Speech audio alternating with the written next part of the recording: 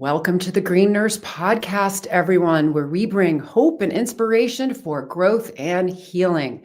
We're here to change the dialogue and stigma around what it means to feel good and be high, hence the H for hope, I for inspiration, G for growth, and H for healing. You deserve to feel good. We all deserve to feel good. And I have a little video here about what we do in the cannabis space as nurses, and then we're going to get right into the show and our very special guest today. Change the paradigm of healthcare.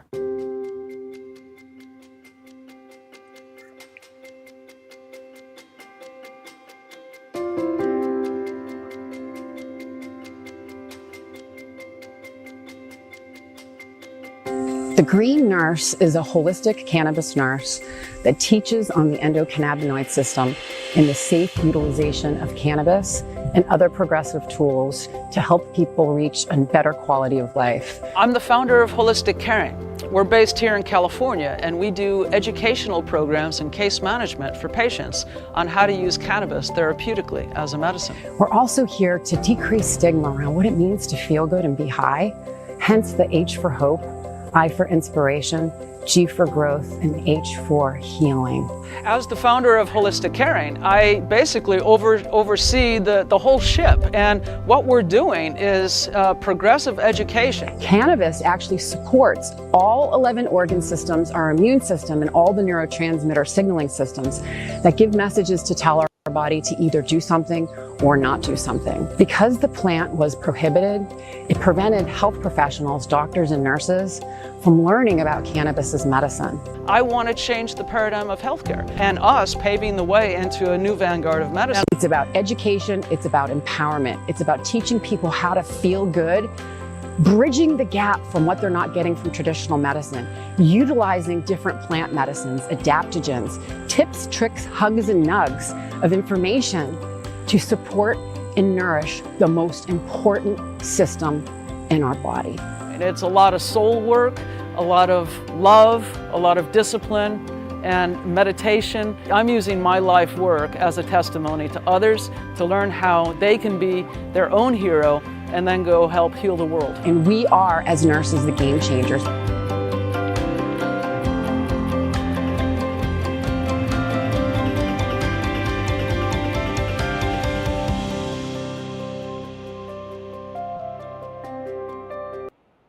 Well, there you go. Growing in health, growing in cannabis. Welcome, everyone. My name is Sherry Mack, and I'm the Chief Nursing Officer and co-founder of Holistic Caring and the Green Nurse, and Vice President of Nursing at Bloom Hemp CBD. I'm a cannabis nurse, cannabis patient, advocate, activist, and a very passionate podcaster here to change the paradigm of healthcare. And I'm really excited to announce that this is my 7th year podcasting The Green Nurse, Living Your Best Life. I started podcasting in 2018 when the National Council State Boards of Nursing came out with their guidelines that all nurses must have 6 essential areas of knowledge when it comes to cannabis as medicine.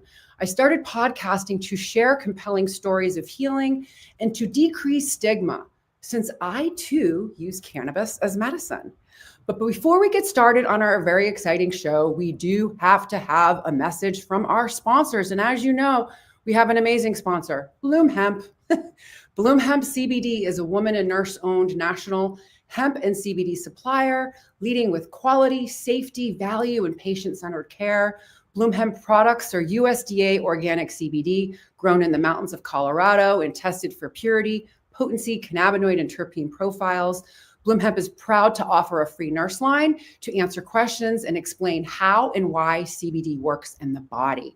Very excited to have Bloom Hemp as a sponsor, and you can enjoy 10% off with Green Nurse and free shipping at Bloom Hemp.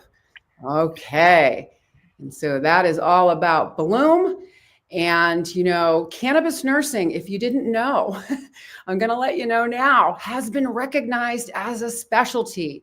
The American Nurses Association, which represents 5 million nurses, recognized cannabis nursing last year as a specialty. And nurses are truly making an impact on advocating for the safe therapeutic use of cannabis by teaching on the endocannabinoid system and how to optimize cannabis as medicine for health healing, and wellness purposes. Now, in recent years, the wellness community has also experienced a surge of interest in Ayurveda, the ancient holistic practice of health known as the science of life. A fundamental principle of Ayurveda is the use of plants and herbs to foster healing and promote overall wellness. Today's guest is not only a certified cannabis clinician, but also a board-certified Ayurvedic Wellness Counselor, certified yoga and Reiki practitioner. I'd like to welcome Jo Tanberg to the show and give thanks and gratitude for the beautiful newsletter and blog that she wrote for us for November Healing on Ayurveda. So please check the link in the comments and the show notes to read our November 1st newsletter. This was the gift of Jo. So Jo Tanberg is a board-certified Ayurvedic Wellness Counselor with extensive experience, a certified yoga instructor with 500 hours of training and 5,000 hours of teaching. She's a certified cannabis counselor. She served as a speaker and instructor at numerous prestigious national and international events and institutions, including the annual conference of National Ayurvedic Medical Association, the American Herbalists Guild, and the Hemp CBD Expo, among others. Jo's transition to wellness began in 2006 when she began studying and teaching yoga and Ayurveda, two sister sciences, which I find very fascinating, that had a profound impact on her own health, which she's going to talk about today. She incorporated these teachings into artfully curated events by organizing, marketing, and leading yoga and wellness retreats to groups of varying sizes. Retreats are known for the immersive experience combining yoga, Ayurveda, delicious cuisine, plant-based herbal therapies into memorable and unique adventures. Her expertise in wellness is further demonstrated in 2015 through her role as founder of Canna Verde, a platform for education about cannabis and herbal medicines. And in 2018, as founder and CEO of ZV Botanicals, an Ayurvedic wellness formulations brand, Jo created these successful businesses to help people navigate the often confusing and censored natural healing world. She focused her abilities on sharing fact-based research to educate the public of the importance of herbal medicines and therapies based on thousands of years of research. Her organic full-spectrum CBD-infused tinctures, body oils, and healing salves and teas have provided relief to her clients, friends, and family across the globe. And we are very grateful to have Jo here today to share her story with us, what led her into the space, and what she's doing today as a practitioner in cannabis and Ayurveda. Welcome, Jo.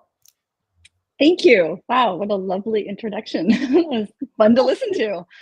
Isn't it fun to just hear your bio where it's read? It just makes you think like, wow, gosh, I've actually done a lot in this. I know. I'm like, did I write that? Yeah. That's great. Thank you very much for that introduction. Yeah, it's like where to start. You covered a lot in that perfect bio talk, and I thought, when you said the 2006, I was like, wait a minute, I started before 2006, but really the reason that's true, that's a true fact, is when my studies began. But I really started down this path unknowingly. In 1991, I was recently diagnosed at that time as a college student with Crohn's disease. And that began a very lifelong, unknowingly at the time, lifelong journey into healing, which that was not my goal. I wasn't in college to be a nurse or a doctor or a practitioner. I was to be either a photojournalist traveling around with a backpack and a camera and a pen and my little battery operated typewriter, or I was going to go to law school. And so I had a very different journey planned, and life had a different direction for me. So I began with an illness, and that illness opened up I've always been interested in learning. I was kind of one of those kids that went to the library. I like to read encyclopedias. I bought my first book on alternative healing at a bookstore in, I think, South Georgia, where I was living at the time. I'm from the deep South, so having alternative therapies was not something everywhere around me. It was very hard to find. And I stumbled through for many, many years.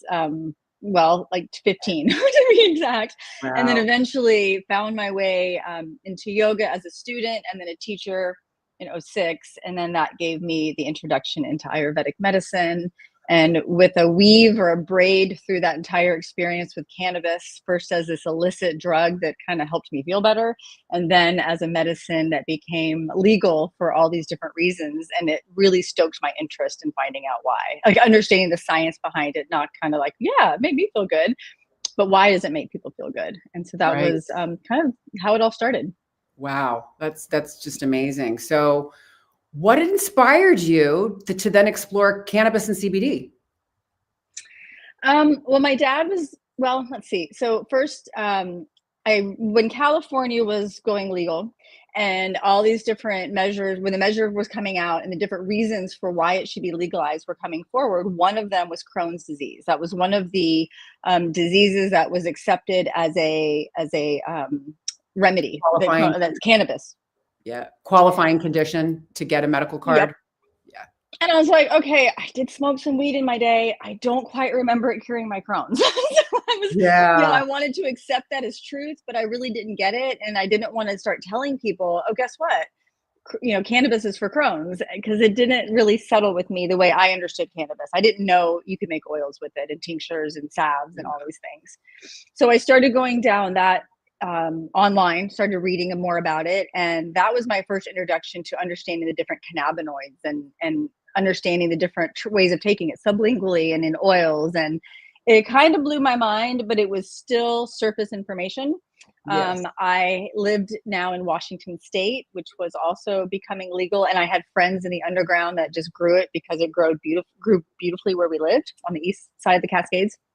And so I started working with herbalists, and I, at this point, was in school myself, or starting to study Ayurvedic medicine and Western herbs, and making tinctures and teas for my kids if they got sick. We had a lot of health issues in our family, severe health issues. So I was always looking for something non-pharmaceutical as an adjunct therapy.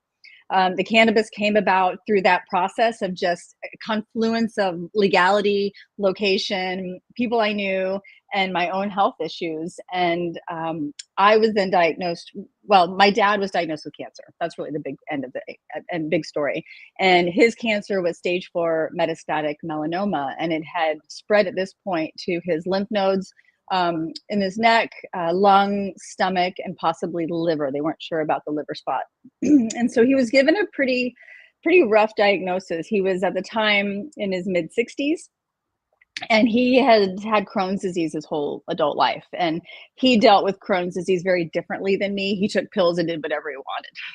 Whereas I was trying to get off any medicines and looking at the long game and about side effects and how your body handles and doesn't handle these drugs. Whereas my dad had a more of like, hey, the pills work, I'm fine. So, and that's important because that comes up later.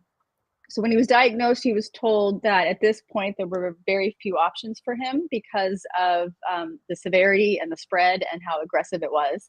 And there was one drug that he could possibly take that was a new infusion, but it could put your body into a Crohn's-like state where you could have fissures, you could bleed, and things could go south very quickly. So I said, Dad, if that's your only option, if chemo, surgery, radiation, and not that I was a big fan of those, but if that's not going to even be offered to you, then why don't we try something else? Because in parts of the West Coast, we're now using cannabis oils, CBD and THC for cancer treatments to help both palliatively and also as an adjunct. And I did not think in a million years my dad would say yes to this. He is a retired Army colonel. He was a career federal prosecutor. He lives in the deep South and he's very religious. So I was like, not a chance. And he said, okay. And I was like, oh, okay, well, I guess we're doing this. And so it was phone calls to friends, who has what can we put into? And I learned as I went. And I was terrified, but I started learning how to make these oils, and I had friends that helped me. In that same time frame, I dove into different organizations, Patients Out of Time, Project CBD. I became a member. I went to their online classes. I flew to Berkeley and went to the national conference. I went to New York. I jumped in because all of a sudden, to me, the whole world just changed, because there was a medicine now that I can grow in my backyard, and I can help my dad or help anybody. Yes. So that began that story. And I went through a lot of bumps, buying CBD that was the best there is, according to the University of San Diego's, medical marijuana, which turned out to be junk from Korea. So learning like how to discern and how to make it, but also how to find the right quality. That was a big project and a big expense. But the long story of it is my dad was able to overcome this cancer. Wow. He did do some infusions, because even though after 3 months on cannabis oils and Ayurvedic herbs and dietary changes, I mean, it wasn't just take this, we subtracted first and then we added. He had a reduction from his PET scan. He had a reduction in one of the tumor sizes and no spreading. I was like, Dad, this is huge for your cancer. This is 3 months and you are steady and declining. And his oncologist only knew pharmaceuticals. And he's like, you have to do this drug. You have to try it. Why would you not try it? And my brother and I kept saying, well, because you could die from perforated colon. That's why, Dad, you've already had 35 years of issues. He and my mom followed the doctor's advice. They followed the doctor's advice. And in the end, he had to have a blood transfusion. Excuse me, my microphone just dropped. That's okay. That's okay. Wow.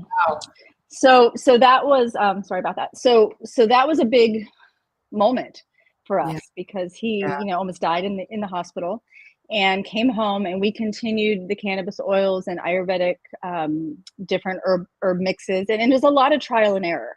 And in the end, he has been with no cancer, no tumors. He gets PET scans regularly. And his last one was this past Christmas. I was there. And our last report with his oncologist, and they said, you're clean. He has other issues now. Actually, that 3 infusions really messed him up. He now suffers from other issues. And does he continue taking the oils? Is he on a maintenance dose? He's not. He stopped after probably 4 years, and he has kind of amnesia over the whole thing. He's like, did I take that? I'm like, Dad. So yeah, okay. My brother and I have to kind of like remind them of the whole story, because he's right. And he's on a lot of pharmaceuticals now, and because he has a neurological disorder, myasthenia gravis, I don't feel comfortable treating him anymore. And so well, myasthenia gravis, do you know how I remembered that in nursing school? This is how I remembered it. Mudslides give it to you. So you just think of when you drink a mudslide, right? It completely disorients your entire body, your neurological system. Things just don't connect properly when you drink too many mudslides. So that's how I remembered myasthenia gravis. It's a neurological disorder that kind of unravels. And that is one of the potential long-term side effects of that drug he took. And so when he was considering that drug, and I read through the 7 pages of, all the small print that they give you, I'm like, Dad, in the end, this is still in the testing stage. Everybody was dead in 5 years. Like every single person died. So it only prolonged a little bit. And then those that didn't, before they died, a lot of them had some serious neuro issues. I mean, I didn't understand that. I didn't know that term. I don't remember reading that word. But my brother went back afterwards when he was diagnosed last year and almost died, and said, do you realize this could all be connected? And so it kind of just fired me up again. Yeah. And for our viewers, a lot of people that are new to watching this may not know what Crohn's disease is. So maybe we could just go over that really quickly. Sure. Your father and you have, right? You had it as well. Yeah. It runs in my family. So it's an autoimmune disease that affects for me, it affected my small intestine, and my dad, it affected more of his colon, and it created swelling, scarring, obstruction. For me, it was almost a death sentence. I had it much more serious than my dad since a teenager. My symptoms were very different than my dad's symptoms. I was much more weakened by it. I had severe pain all the time, whereas my dad mostly just had chronic diarrhea and not controlled bowels necessarily. Mine was treated of the entire, so it could go from your enteric nervous system is from your mouth to your butt. So it could affect any area of your GI tract, and each patient it's different, and the symptoms manifest differently. Yes. So mine was located in my terminal ileum, at the junction point between my colon and my small intestine, and that ileocecal valve there. And so my symptoms that were pretty chronic since I was a teenager is bloating after eating, pain, cramping, either far constipation or can't leave the bathroom. There was like no normalcy in my life. So I was able to, I made it through college with great professors. I transferred to a small school. I was able to work with my teachers and still graduate within a decent time. I had to miss one semester of school. But when it really hit me was in my 20s, late 20s, when I had my first child, who was a daughter. And I did okay when I was pregnant with her, but then after my pregnancy, I went into a pretty dark dive with a hormone change, and I didn't really understand. It's a very misunderstood disease. I understand personally now how much stress, or how we react to stress, and certain personality types can be more affected than others, and I definitely fall into kind of that little type A Virgo, or like I used to be much more like that when I was younger, and so the way it was treated for me was with prednisone. I was on and off prednisone, high doses for 13 years. It's again, I grew up in a place where you just do what the doctor says. I questioned everything, and I still kind of ended up in the same boat. I was on immune suppressant drugs for the whole time. And then I ended up on infusions for 5 years of a low-level chemo drug. And then I had small bowel resective surgery because I was dying from the drugs and the disease. I couldn't eat. My heart, liver, everything, lungs was kind of shutting down. So in 2004, I had part of my colon, small intestine, that ileocecal valve, appendix region all removed. I was then put on low-level chemotherapy, self-injections for the rest of my life. And I did it for 1 month. And I quit, and my doctor and I got a divorce. And I loved this doctor. This was in Portland, Oregon. It was my most progressive minded, but she's like, hey, I got 2 hours of nutrition training and no herbal training. So I would love to help you not be on drugs, but I don't know how. And so I jumped off the cliff. My family was really in disagreement with me. My former husband, part of why, and my family just thought I was irresponsible because I had 2 kids, and how dare I not do what the doctor says for the rest of my life. And so that took me down the road of finding the right herbal medicines. I started in Chinese medicine, but Chinese medicine just did not agree with me. The acupuncture was wonderful. The herbs always messed up my digestion. I could not find the right practitioner, probably, but also the right formulas. And my son started having issues such as Crohn's disease and had a lot of health issues since he was born. He was born with issues because I believe my placenta had a lot of the pharmaceutical. I did not know I was going to get pregnant with my second child. I wasn't planning on having 2 kids because of my illness. And I did not know, and was never told about the fact that the drugs that I was taking in my bloodstream could affect a future child. So he was born kind of allergic to everything. He needed to be on a breathing device for the first couple of years. He had hives and eczema all over him, but he still suffers with it 24 years old. So his health took my health issue to a whole nother level, because now your baby's sick. Right. And a sick baby getting pharmaceutical drugs and inhalants and creams that make him scream was not the answer either. So after 2 years of that, we moved to the West Coast because we were still living in the South, for cleaner air, for like better air, less humidity, because the humidity would make him scream and cry and scratch and bleed. So we moved to a more arid climate, which made a big difference. And then it was a journey of getting him well, which has been a full-time job up until, well, still, he still has a lot of stuff he's dealing with. Yeah. But cannabis then, so the full circle is I saw an Ayurveda practitioner. We were living in San Diego at the time, moved a lot. And that was my first experience with an Ayurveda practitioner. And he recommended some herbs that were the first ever herbs that helped both me and my son. Like, it was a discernible shift in our health. I'm like, what was in that pill? Yeah. And curiosity. What was in that pill? And it's funny, now I know what was in that pill, and it's like 3 ingredients. It's pretty simple. And because Ayurveda is about understanding your true nature, and it has to do with the different tastes on our tongue and the qualities behind those tastes, and how we digest those tastes, and then finding medicine in nature that balances those tastes, which have an energetic effect on our body. So when that happened, I was already becoming a yoga teacher. I was with a phenomenal teacher, and he recommended, our teaching lineage had Ayurveda in it, as it should. Like, all yoga should be Ayurveda. In India, they don't separate the two. In the United States, it became 2 different businesses. So I was living in the right place at the right time, and I started studying and incorporated everything I could. And it just changed my family's life. It changed my kids' life. My daughter became a certified herbalist.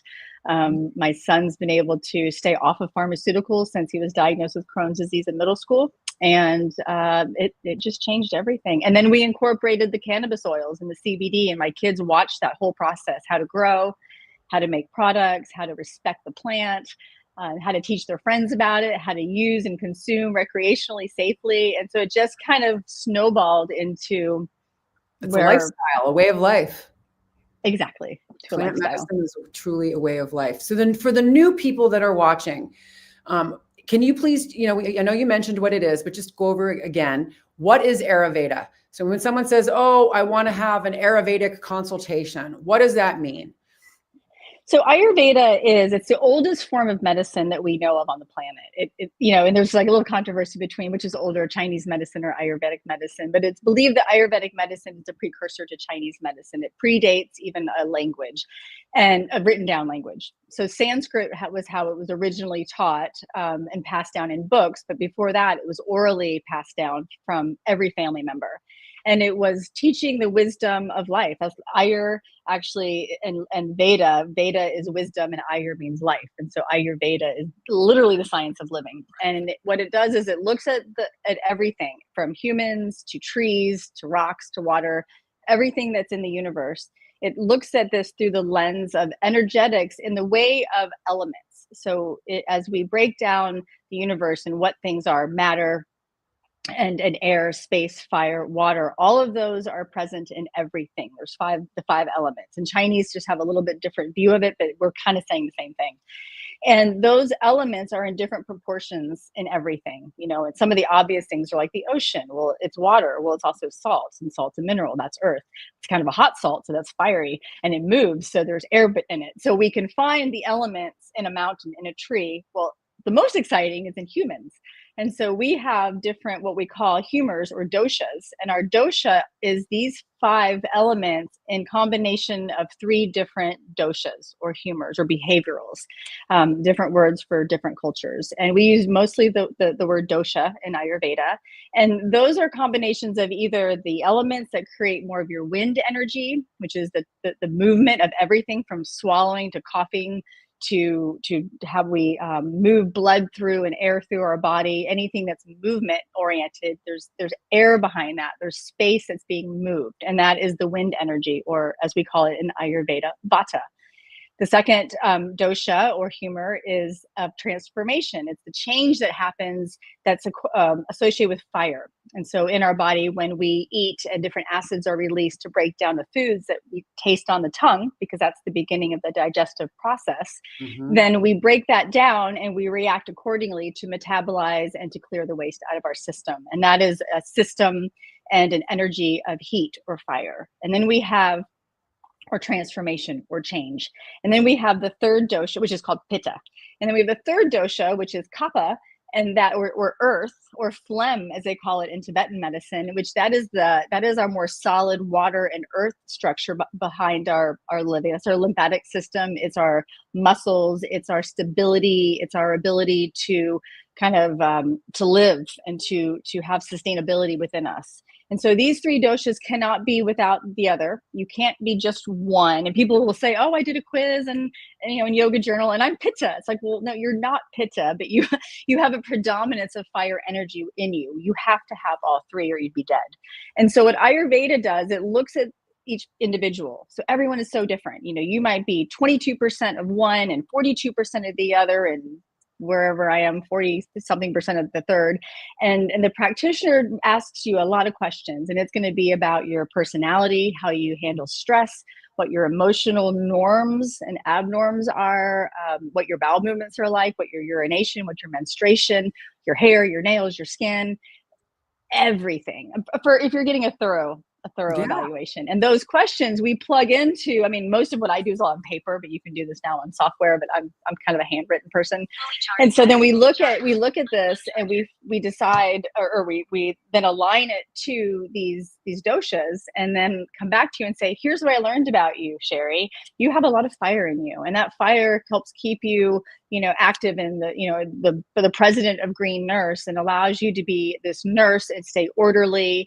And this is probably some of your digestive issues or non-issues that you have, but you also have a bit of vata in you, and that's probably pretty creative. And maybe your nails are kind of dry, and you have maybe slide into constipation versus the other way, and not a whole lot of kapha. You kind of need more of that to get grounded, because you might feel more airy than grounded, for example. And so when you're having a consultation, we talk about all these things. It's a lot of talking. I ask a lot of questions.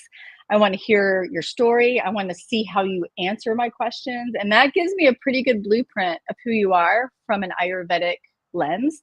Mm-hmm. And then what I do is, or what a counselor or practitioner would do, or a doctor, you can go as high as a doctor level, we will then prescribe lifestyle for you. First, it might be, you know what, you need to go to bed before 11 o'clock. And let's just start that. And you're not getting enough water. And here's one herb that I want you to try, and then write to me in 30 days. And that's kind of how we start. Or maybe no herbs. It really depends. Herbs, essential oils, food is thy medicine. We always try to heal with food first. Hydration. We look at, I look at pharmaceuticals. What are you taking? Is there, I had this conversation just today with someone. I'm like, well, did anyone ask you if these meds mixed are causing this problem? Oh, well, I think they looked at that. I'm like, you said 5 doctors in 5 days and nobody knows what's wrong with you. Maybe we should look at your drug list. Yeah. You just never know. And so, and different practitioners, some will just take your pulses and look at your tongue, usually at a doctor level, and they can tell you so much about yourself, it blows your mind. I'm not that subtly, I'm more of a verbal person, more of a researcher. And then the cannabis part of it, when I was studying and learning about CBD and THC and all these beautiful terpenes and cannabinoids, I was like, well, this is just another plant in the Ayurvedic toolkit. But why aren't we learning about this in Ayurveda? Like, nobody talks about this. And so I did some deep diving. I stepped on some toes. I probably irritated a few traditional doctors from India, but I didn't stop learning and asking, and then said, well, hey, cannabis is a synergizer. It does really well with other herbs, and other herbs in Ayurveda almost always are blended with something to balance. So what if we put them together? And that way people can get, and not always, sometimes, not in the same actual bottle, but sometimes, and sometimes just putting them together is take this in the morning and then take your CBD and then something of that nature. Right. So that's kind of the big story around Ayurveda. It also includes, recommendations on, colors and yoga and exercise and times to eat and times not to eat. I mean, it really is a lifestyle practice. It puts a lot of energy and education into how to cleanse and detoxify, but then with the same amount of energy and information, how to then rejuvenate and grow. So we're not about big toxic cleanses and big, we're going to do this 21-day cleanse and then starve. Without, a lot of people hear about Ayurveda and cleanses, and they are very specific and different than any other cleanse anybody else offers. They're the safest I know of. And so it's all gentle and subtle. It's the subtle body. Nice. Wow. That's absolutely fascinating. Yes. Wow. Fascinating stuff. So just, and this is for our viewers, and this is educational. I'm just going to ask a question. In terms of Ayurvedic medicines that come from India, do the herbs and foods have to be Indian? No, typically, so if you go to an Ayurvedic botanical website, for instance, and you look at, like on my website, I have a Shop with Joe page, and I highlight my favorite CBD companies and my favorite Ayurvedic companies. And the Ayurveda companies that I represent, because I love them, I use them with my family, I have forever. And one of them is my school, and they've been a pharmacy since 1941. So they kind of know what they're doing. Many of them are. However, in the United States now, and this was actually the topic of our medical association conference this past spring, is about local and finding regional and local alternatives because basically it's properties. It's the property of the plant. So we can have a plant in Ayurvedic medicine that's hard to get, and that's happening more and more because Ayurveda is the fastest growing natural or alternative medicine philosophy. It's not a philosophy, it's a science, but the way it's being marketed in the United States right now. The numbers are in like the high billions of what it's estimated. So Ayurveda is just taking off, which is fun for those of us that have been in it for like 20 years. We're like, finally.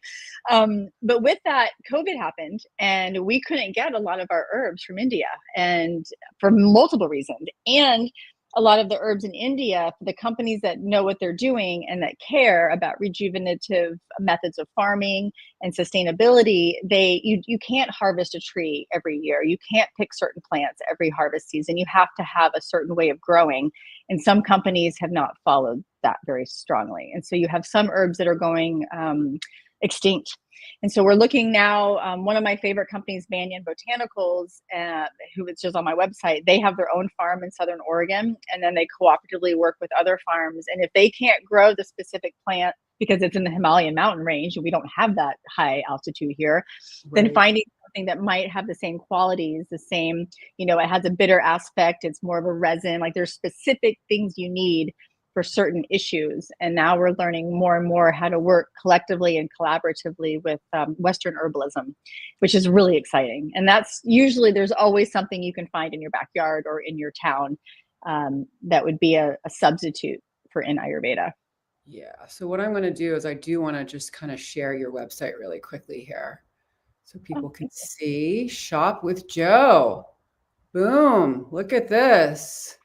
Yeah, so Banyan Botanicals, wonderful company, small. They're a B Corp. I know the CEO. I know their top people because of learning from them and over the years. Bloom, my favorite CBD company. Microdrops, that's a psilocybin and mushroom company that an Ayurveda practitioner runs and owns and makes the products. And then Kerala Ayurveda is where I went to school, and that is also another beautiful herbal company. And then there's the Green Nurse, and Vibrant Blue Oils is a Seattle-based, woman-owned essential oil company that I use and love. I don't use those for like in my big volume for when I make things, but I use them for smaller volume oils and things of that nature. And then Ahara Rasa ghee. So ghee is one of the most cherished, most loved foods and medicines in Ayurveda. And this, again, a woman-owned ghee company. And she actually bought the company from my other friend who owns the psilocybin microdrops company. And they didn't know that I knew them both, and I didn't know them both in the same way. I'm like, wait a minute, I have a friend that just sold a ghee company. And she makes beautiful ghees, and they're cultured, organic, grass-fed, under the moon with mantra, like the real deal. Nice. Very, very good. Your site is absolutely beautiful. Shop with Jo. You can see that she's actually vetting us. How nice. The Holistic Caring and the Green Nurse and Bloom Hemp CBD. And the thing that I love too, I'm not sure if you know this, Jo, is that Bloom Hemp, before we purchased it, was actually owned by a group of guys, and the doctors that did the original formulations was an Ayurvedic practitioner. So he's the first person I called when my dad was diagnosed with cancer. I don't know if I told you that. Yeah, I didn't know that. So Dr. Sunil Pai has a practice in New Mexico, Ayurvedic Wellness, and he formulates a lot of his own herbs and, supplements, and he's got a store. And so he was actually the original doctor that formulated our essentials line, which has a combination of the CBD, trace amount of THC, minor cannabinoids, and other botanicals in an Ayurvedic formulation. So he created those to be symptom targeted, which I found. And that's what won me over. I was like, that's what won you over? Yeah, that's what won me over. Well, I mean, I also love you and Elizabeth, but when I saw that, and I'm like, oh, wait a minute, Doctor, what? I just didn't know because I hadn't kept up on business, but it was great to see that. And I felt, because as you mentioned, I did found and run my own CBD Ayurvedic company for 5 years. And I made a very difficult choice last fall to close down for multiple reasons, a lot of transition in my life, but also as a single female without a big angel investor behind me, it was becoming too much with a lot of the issues around advertising and marketing and all of it. So yeah, it's a lot. I decided it's a lot. And I was putting way more energy into the actual business of a business, even though I had people that worked with me that did a lot of this, and I wasn't counseling as much. And I was kind of losing my passion, because what I like to do is help people. And I felt like I was doing a lot of shipping and fixing websites and dealing with down technology and bottles and labels and so many other things that were taking away from what I realized was really what I'm good at. And I wasn't as good at it. You kind of learn, I think you grow, and you're like, this really, I did it. My husband kept saying, you did such a good job. I'm like, I could have done better. I think I do better counseling. Yeah, no, you're a wonderful practitioner. And that's how I first met you. Was Elizabeth actually booked a consultation with you. So she said she gave me permission to share. So so that's how we first met, and how, and really some of the things that you suggested, we still do today, like scraping our tongues, like people don't even realize, brushing. One of the most important things. Yep. One of the most important things, because that's the beginning of the digestion, like you mentioned with Crohn's. That's the first stage of our digestive process. So if your tongue is coated, which most people's are, that first bite of food that you have, your brain is not really able to tell your pancreas and your kidneys and your liver and your stomach and everything what's coming, because it can't really decipher what's in there. And that's a huge shift for people, especially with people with halitosis or digestive issues or acid reflux, issues with their teeth. That and mouth pulling alone can make such a gigantic shift in your health. Cardiac health. Pulling, you mean oil pulling?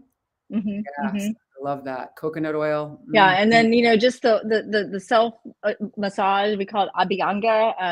Putting your own oils on your body every day, which is a stimulation of your lymphatic system, which is our big filter in our body. A lot of people don't understand. It's not really even talked about, the lymphatic system. It's kind of like the stepsister. And it should be, because the thing is with the lymphatic system, there's no pump, right? So it requires us to move. That's where motion so is. In yoga, the way we pump our lymphatic system, and it's almost never taught like this. And people that I was teaching up until recently, my classes, they heard a lot about their lymphatic system. I talked about it throughout class, Great. And when we do an inhale and bring our hands up over our head, and then we exhale into a forward fold, and we're compressing our diaphragm. And then we inhale and we come back and we back bend again.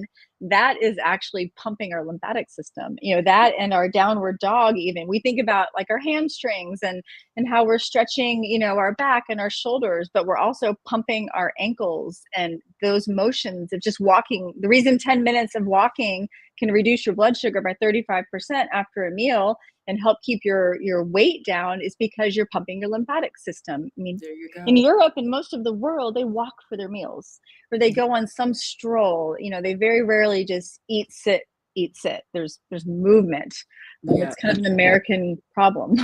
It's an American problem. Well, yeah, the United States we're the country that is not leading in health at all, No, we spend a lot of money on it, but it's not in the way that it needs to be done to where it's actually helping people. Yeah. And I have a couple questions too, because I think some of these things are good. And this is just for Ayurvedic, and I know we're going to be talking a lot about this next week.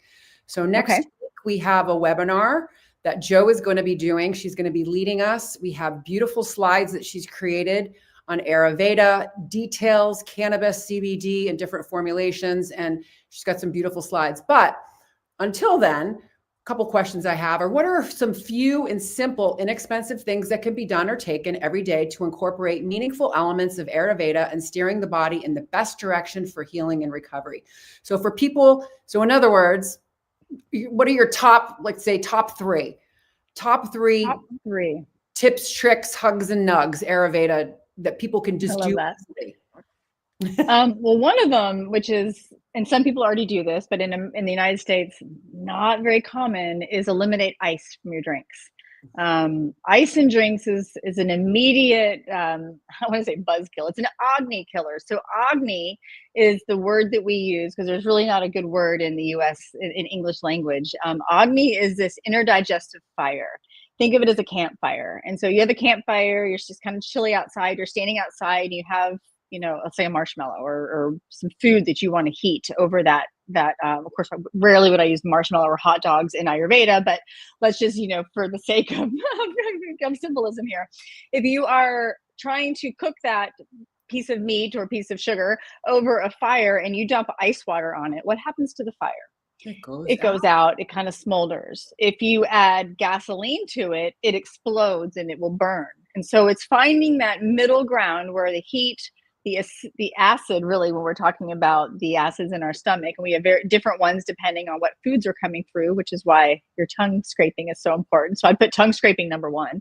And then number two, I would say eliminating ice from your drinks. Now, if you are out running and it's the middle of summer and you live in New Mexico, then yeah, you might need a cold, icy drink to cool you down if you're overheating. But rarely are people overheating when they're drinking. That's, certain times of year, it's one thing, but the ice drinks with meals is one of the worst things you can do for metabolism. And it's so common only in this country. It's really nowhere else in the world. Do people put ice in their drinks? Unless they know you're an American and they'll say, do you want ice in your drink? You also have to think about too, when you're putting something that cold, so just think our bodies are 98.6 degrees.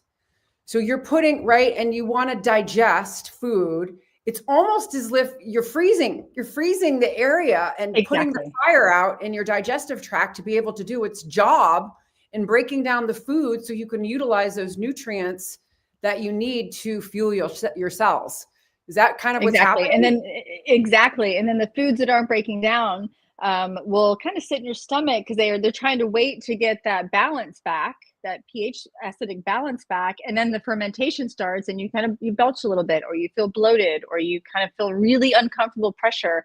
And sometimes just sipping on warm water does the trick. Warm water in a thermos throughout your day to stay hydrated. Maybe throw some lemon in that, or some ginger or honey, or and I'll talk next week about some other really classic recipes of Ayurveda that you can include that can, I've seen it turn around diverticulitis surgeries, like something that you can literally make in your kitchen with under $5. There's a lot of things we can do to help balance out and heal the lining of our intestines. People think often that we can, heal our skin, but what about the inside? And, my whole adult life has been about healing the insides of my body because, between scar tissue and the damage that was done in my body, I felt like, think about like a major scar, like from cardiac surgery. If you have that on the outside, what's on the inside, especially if it's in your intestinal tract.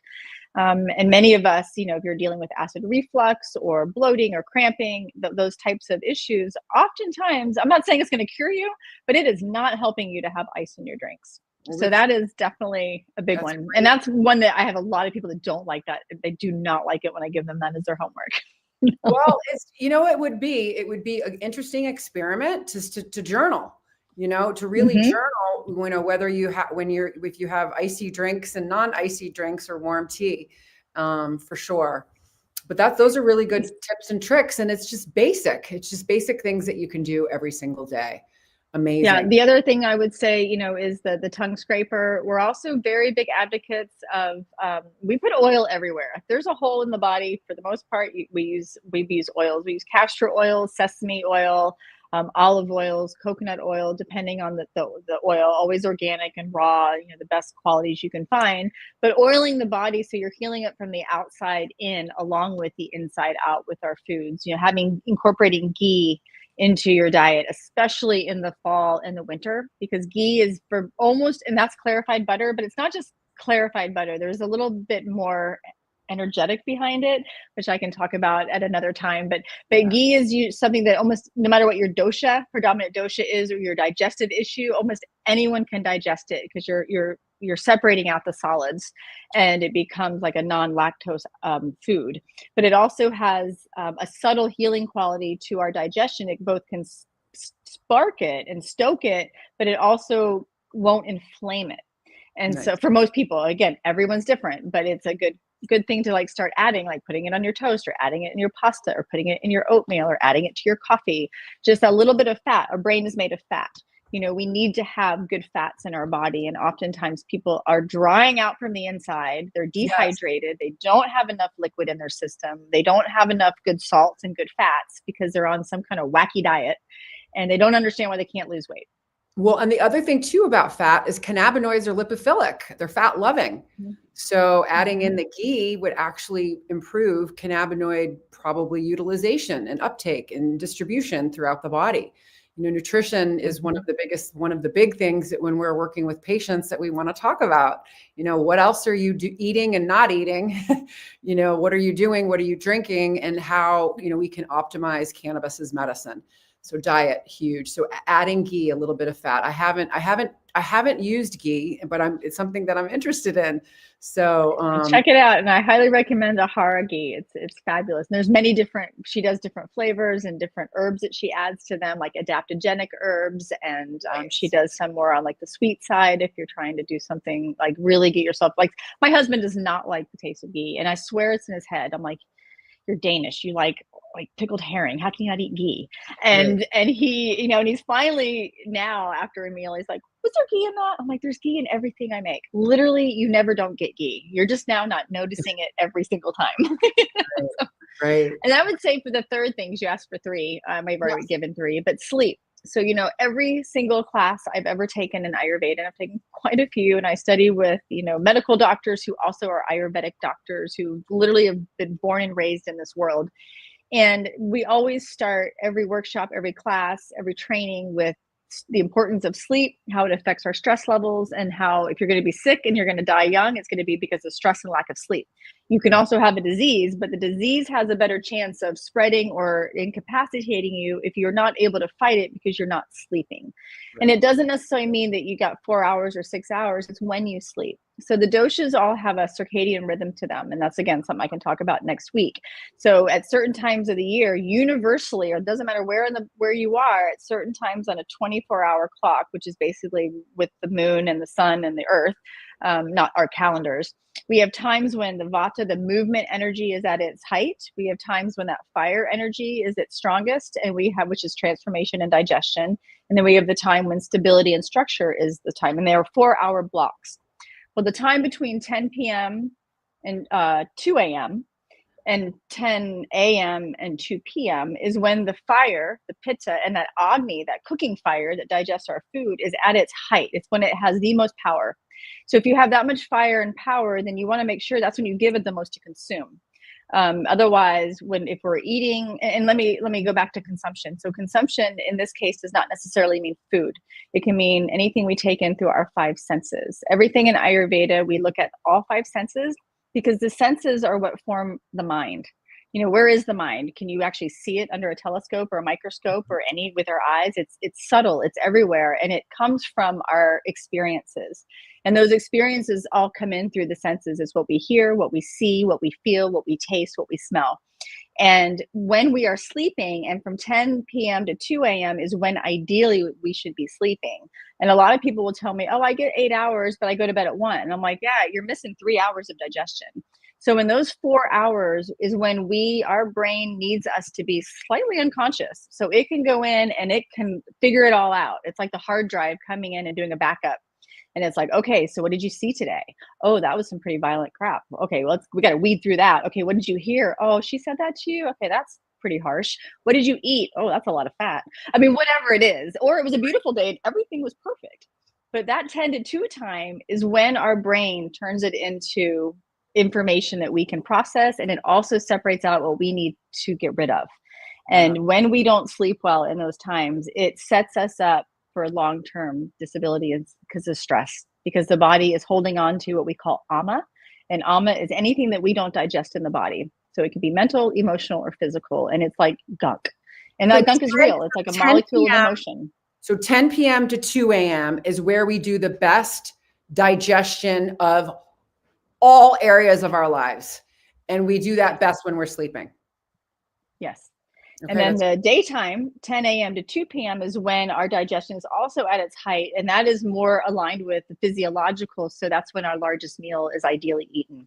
Okay. Doesn't work for everyone. Most cultures do have their biggest meal at lunch. The U.S. culture with our 40-hour work week and the way we set it up with, industry and assembly line and all that, we haven't really made that as easy.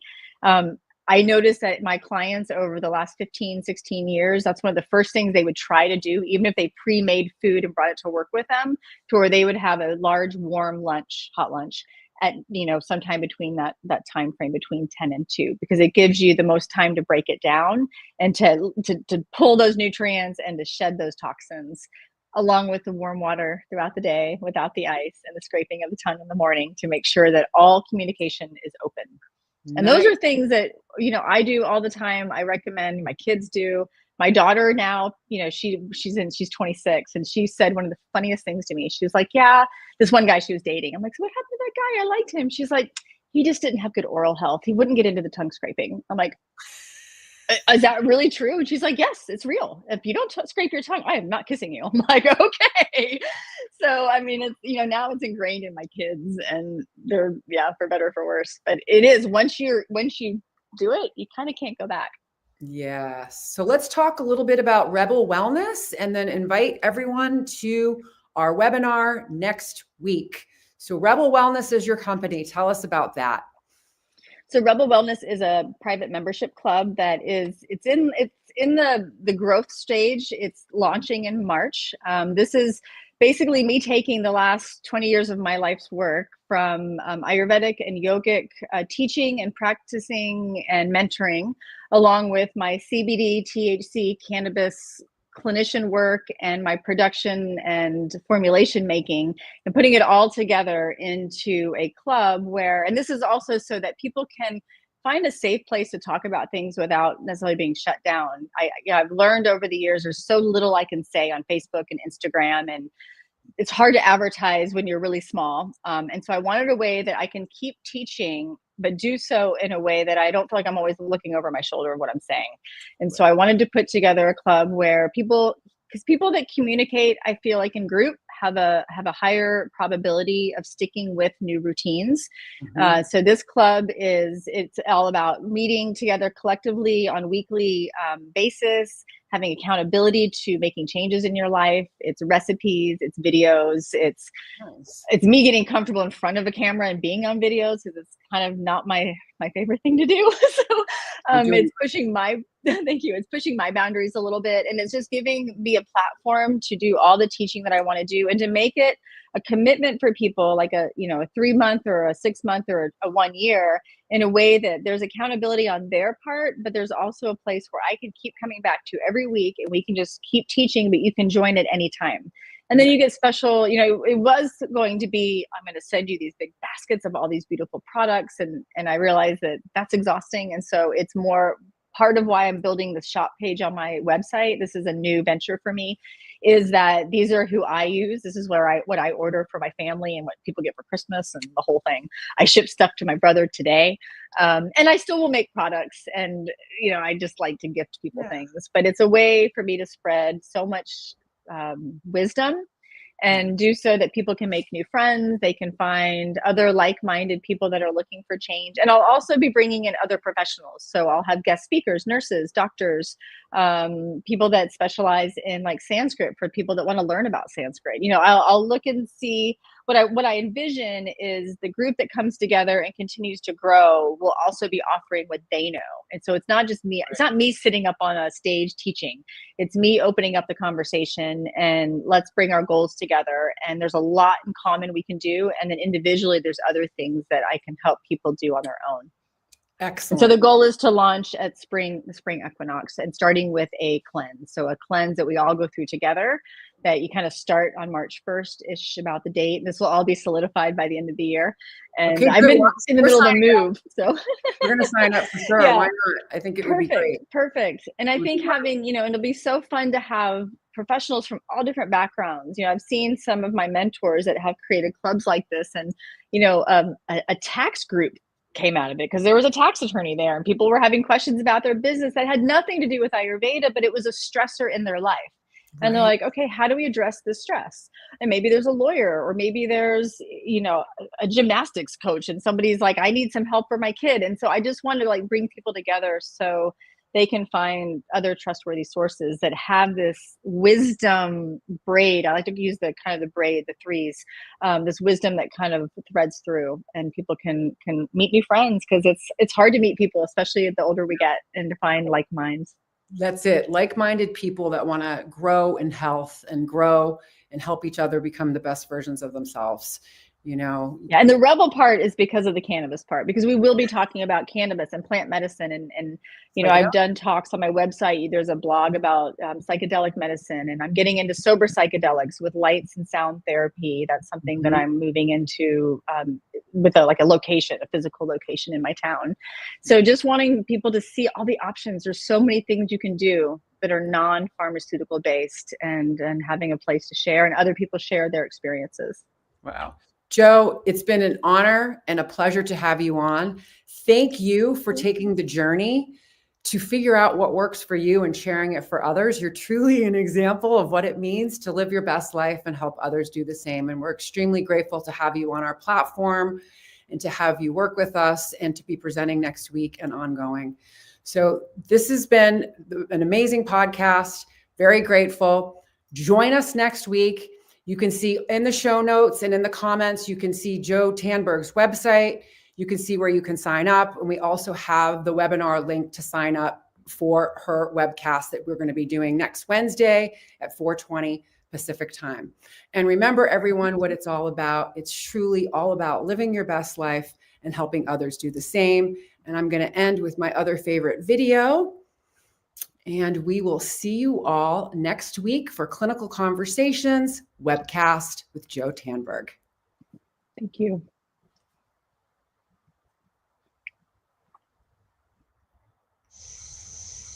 We're here to educate and empower patients to make choices that are best for them. We're also here to decrease stigma around what it means to feel good and be high. Hence the H for hope, I for inspiration, G for growth, and H for healing.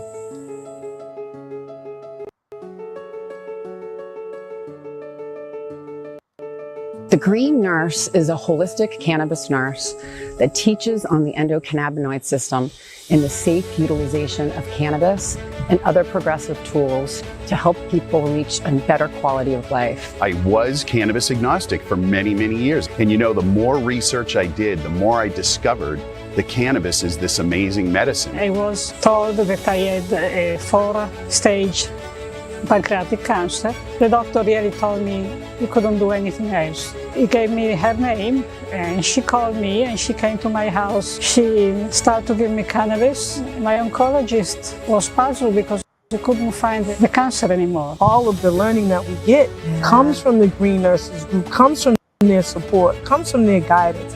I trust everything that she says. Simply meet people where they're at. The plant doesn't, stress to grow, so we don't stress to share it. We're healing people. Cannabis has been used as a medicine for tens upon thousands of years. Here's the big message. Cannabis needs to be federally legal. We need to have laws that are the same across all 50 states that allow access to anyone and everyone who wants to utilize this powerful medicine.